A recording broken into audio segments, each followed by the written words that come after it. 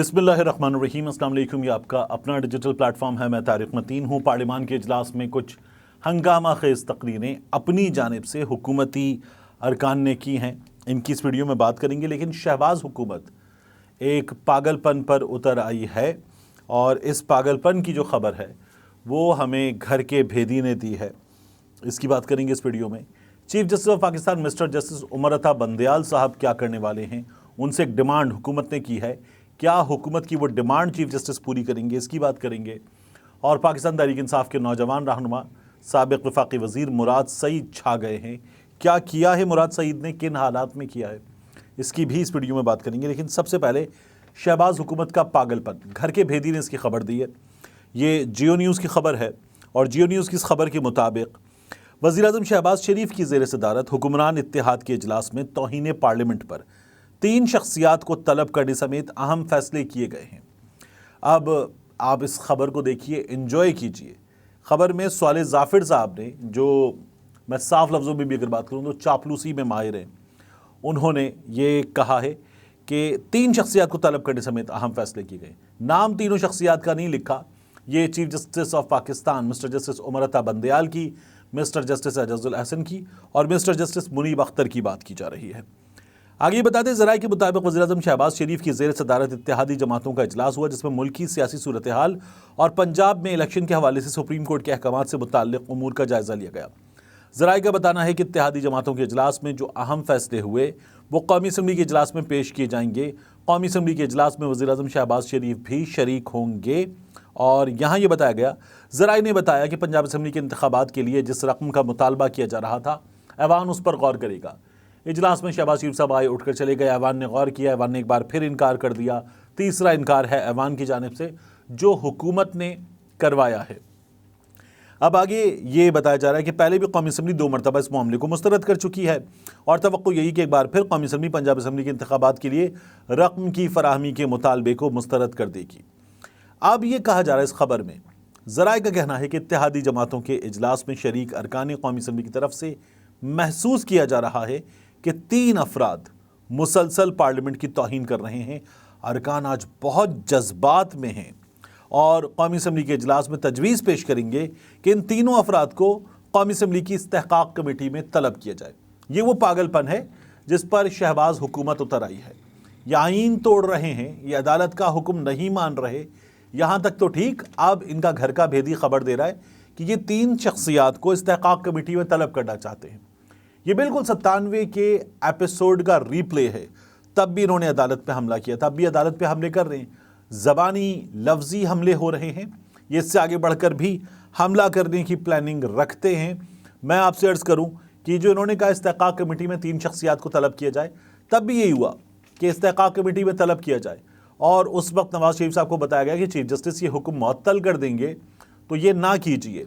फिर उसके बाद अगला काम ये हुआ कि नवाज़ शरीफ साहब ने, गौहर अयूब साहब अपनी किताब में लिखते हैं मुशाहिदात तारीख़ के, उसमें वो ये लिखते हैं कि नवाज़ शरीफ ने कहा मेरे साथ आइए, मुझे अपनी गाड़ी में बिठाया और नवाज़ शरीफ साहब ने मेरे घुटने पे हाथ रखा और कहा कि मैं एक बार तो कम से कम चीफ जस्टिस को जेल में डालना चाहता हूँ, कम से कम एक रात के लिए। तो गौहर अयूब साहब कहते हैं, मैंने कहा मियाँ साहब ये क्या कह रहे हैं आप, ये नहीं हो सकता, ये आप नहीं कर सकते। और फिर मियाँ साहब ने जो है जो कुछ किया, उसमें अदालत के जज साहिबान के दरमियान इख्तिलाफात का मामला हमारे सामने है कि ये सब कुछ हुआ था। अब इस वक्त कमोबेश वैसी ही सूरत हाल है। हुकूमत तौहीन अदालत भी कर रही है, तौहीन पार्लियामान भी कर रही, हुकूमत तौहीन अदालत भी कर रही है और तौहीन अदालत के साथ साथ हुकूमत जज साहिबान की इनफरादी हैसियत में तौहीन कर रही है। उनके घरों के अफराद की कॉल्स रिकॉर्ड कर रही है और उसे मीडिया को जारी करके कहा जा रहा है चलाएं इसको। ये हुकूमत की जानिब से इंतहाई दर्जे के इक़दाम हैं। ये पागलपन है। इस पागलपन का नतीजा भुगतना पड़ सकता है। लेकिन अब तक अफसोसनाक सिचुएशन यह है कि शहबाज हुकूमत अपने मकसद में कामयाब रही है। मकसद इलेक्शन से भागना, फरवरी का मामला है, फरवरी गुजरा, मार्च गुजरा और उसके बाद हमारे सामने क्या आया?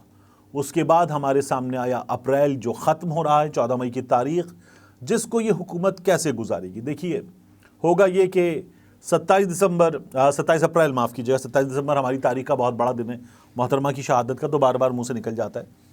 तो 27 अप्रैल ये अदालत जाएंगे और अटॉर्नी जनरल साहब अदालत को बताएंगे कि पार्लियामान ने फिर मुस्तरद कर दिया फैसला। उसके बाद अदालत जो है वो, अगर लोग ये समझ रहे हैं कि तौहीन अदालत लगा देगी उसी लम्हे, तो ऐसा होने के इम्कानात बहुत कम है। चीफ जस्टिस साहब जो हैं वो नोटिस करेंगे। रिपोर्टर्स ये बताते हैं कि सादा नोटिस हो सकता है तो वकील के जरिए पेशी, तौहीन अदालत का नोटिस होगा तो शहबाज शरीफ साहब को भी पेश होना होगा वकील के साथ। फिर वहाँ पर उनको नोटिस करने के बाद अदालत कहेगी क्यों ना आपके खिलाफ कार्रवाई करें, 7 रोज़ का नोटिस, जवाब देना होगा।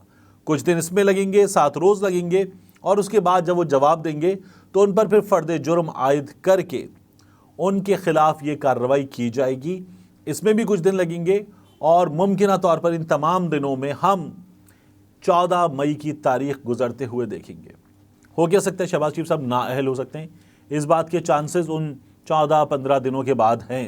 हामिद मीर साहब कहते हैं कि नाअहल हो भी जाएं तो नाअहली के फैसले पर अमल दरामद नहीं होगा, वो ये बता रहे हैं हमें। और हमें 2 सुप्रीम कोर्ट्स की भी बाज़गश्त सुनाई दे रही है।